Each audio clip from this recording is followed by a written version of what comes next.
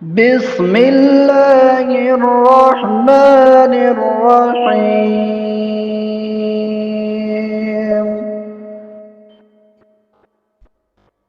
وعلم آدم الأسماء كلها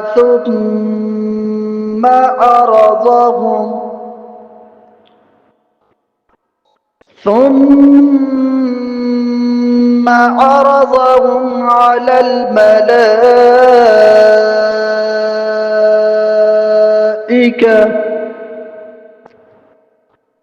الملائكة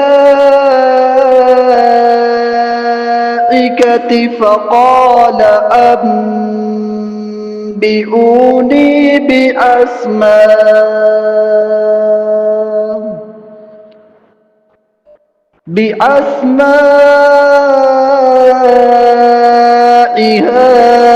هؤلاء إن كنتم صادقين.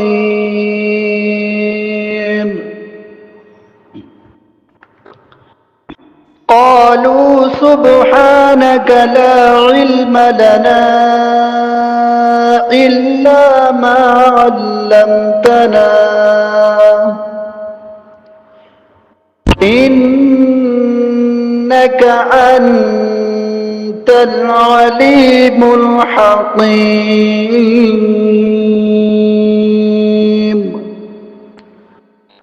قال يا آدم أنبئهم بأسمائهم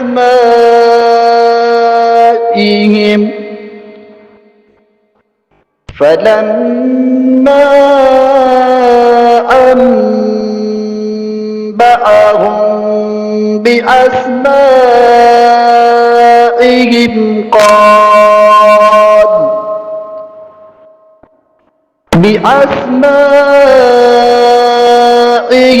قال ألم أقل لكم إني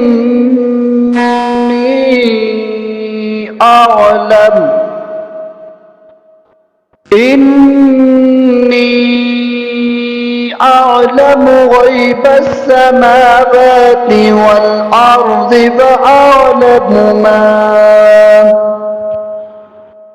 وأعلم ما تبدون وما كنتم تكتمون.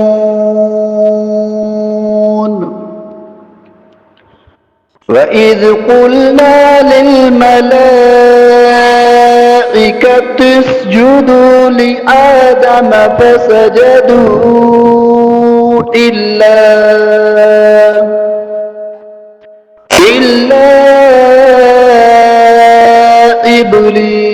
إبليس أبى واستكبر وكان من الكافرين.